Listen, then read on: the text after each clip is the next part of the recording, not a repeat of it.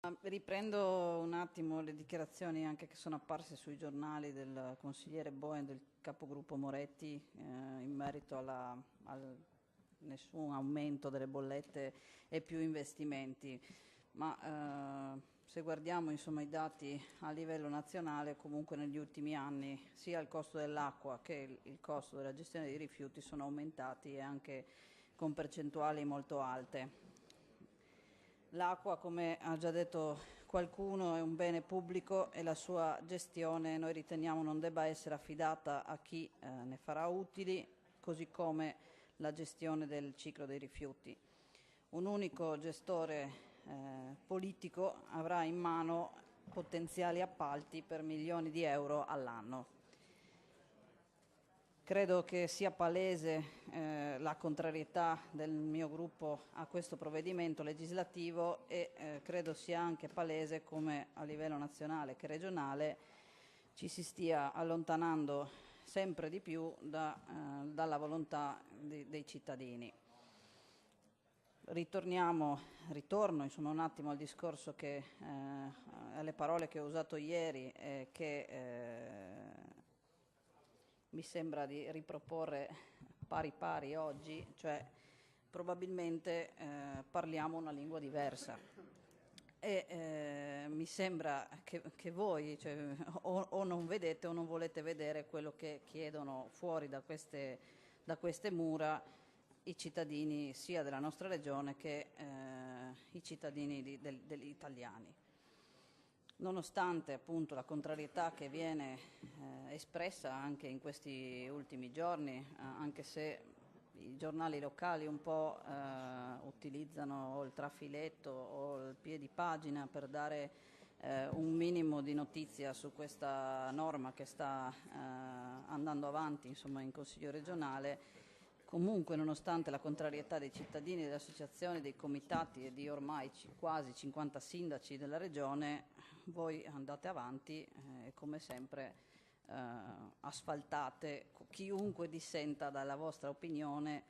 e non tenete conto di quello che vi dice e non lo ritenete un valore aggiunto, ma bensì un fastidio. Quello che ci stupisce, come ha detto poco prima il collega Ussai, è vedere la firma di SEL su questo provvedimento. Cioè, a livello nazionale SEL è addirittura arrivato ieri a ritirare la firma dal provvedimento che è in discussione al Parlamento perché con l'emendamento proposto dal PD non ritiene più di essere nelle condizioni di poter sostenere il provvedimento e invece qui vediamo la firma del consigliere del capogruppo di SEL sulla proposta di legge. Ci pare ancora una volta di vedere insomma, che basta che ci sia la spunta sulla voce fatto, ma poco importa come viene fatto e se appunto, come dicevo prima, ci sono delle contrarietà, fa niente, si va avanti. Come diceva prima il mio collega Sergo, ancora una volta, nonostante lo statuto nostro ci consenta di avere un minimo di manovra in questa materia, noi ci appiattiamo e portiamo avanti provvedimenti che sono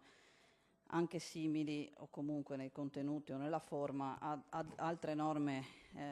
di altre regioni che però non godono dello statuto speciale, ma appunto noi ci appiattiamo su quelle che sono le altre norme esistenti. Abbiamo iniziato già in Commissione a chiedere il rinvio, il ritiro, per poter trovare una soluzione condivisa su questo tema, anche perché insomma, deve essere un tema trasversale, trattato in maniera trasversale, ma come sempre anche qui abbiamo trovato un muro davanti. Questa norma, come ha già detto qualcuno, prima o poi quasi sicuramente porterà alla gestione privata di due servizi che dovrebbero rimanere pubblici. Chiudo collegandomi a quello alla chiusura che ha utilizzato il mio collega Ussai, se non vi fermate e e riflettiamo tutti assieme, la nuova era, ma quella con l'H davanti, sarà inevitabile e lo sarà grazie a voi e non grazie a noi.